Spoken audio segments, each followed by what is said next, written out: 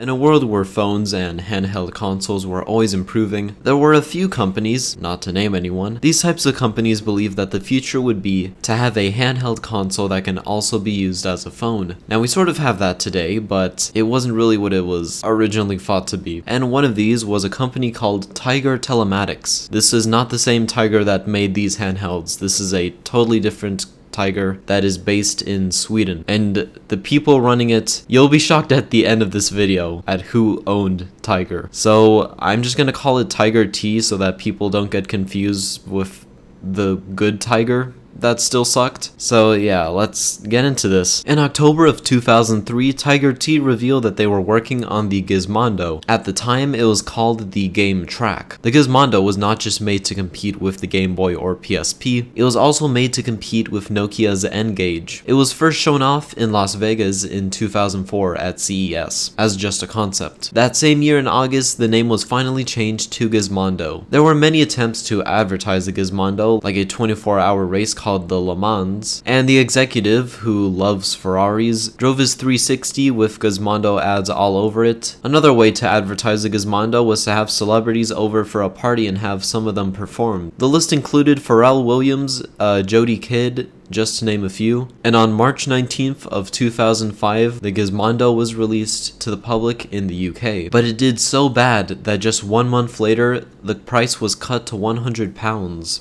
For the US, the price was way higher, and before I reveal the price, I think I should explain something about the Gizmondo if you didn't already know. And this was a pretty messed up way to make more money, but to keep the prices lower for the Gizmondo, and because Tiger T knew that the Gizmondo would not really sell millions. In a similar way to how we have free apps like Pandora, for example, Gizmondo had something called Smart Ads, and this was ads with 2 Ds, not 1. This was added onto the Gizmondo to make it cheaper. So Gizmondos with Smart Ads were $229, and if you went today Gizmondo without ads, that would cost $400. Now even for this time, the Gizmondo was a lot of money. That same year of 2005, the original DS was only $130. So yeah, gamers knew which was the better buy. It was also fairly hard to find games because the only really way to do so is to go to one of the kiosks at a mall. And clearly these kiosks are not at every mall. So yeah, because of a lack of games and lack of good games and because of the price, the Gizmondo flopped. But Tiger T was not done yet. They wanted to give another shot with the Gizmondo 2, or as referred to, the widescreen Gizmondo. This had a larger 4-inch widescreen that had a camera, which was only 2 megapixels, Wi-Fi, and the ability to play your games on your TV, sort of like the PSP. This was supposed to be shown off at CES 2006, but never did. This is where stuff actually gets crazy though, because a little bit later, journalists and the press had exposed that a lot of executives at Tiger T had criminal pasts, including the CEO, and all these people resigned shortly afterward. The director, Stefan Eriksson, was actually part of a mafia called Uppsala Mafian. You can't make this shit up.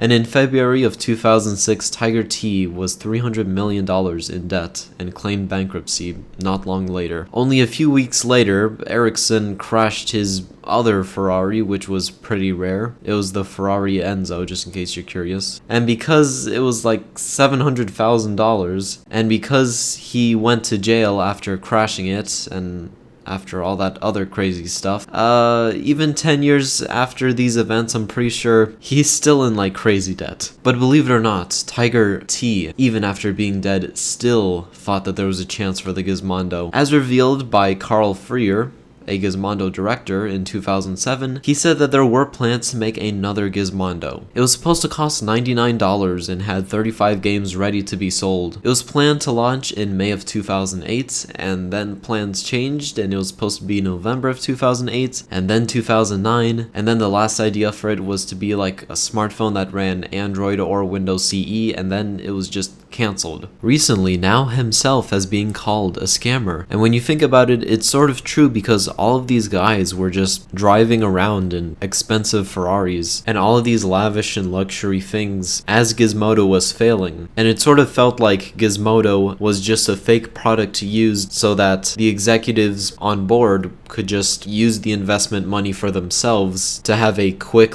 fun, enjoyable life. Being in my position, I've been fortunate to work with some brilliant minds who have done a lot for the technology. In total, there were only 25,000 Gizmondos sold, making it the worst-selling portable console of all time. The Gizmondo is just another example, just like the Ouya, that you really do need to have a powerful infrastructure and a good idea to sell a console. But unlike the Ouya, which actually had support, I don't know how Tiger T got the money to do all of these crazy things. Maybe they got investors, maybe the mafia helped. Regardless though, the Gizmondo was just a very odd product that failed. So yeah, if there's anything to learn today, have enough money to make a good idea, and if you're gonna make a good idea, don't be part of the mafia. But thank you guys for watching, and I'll see you in the next one.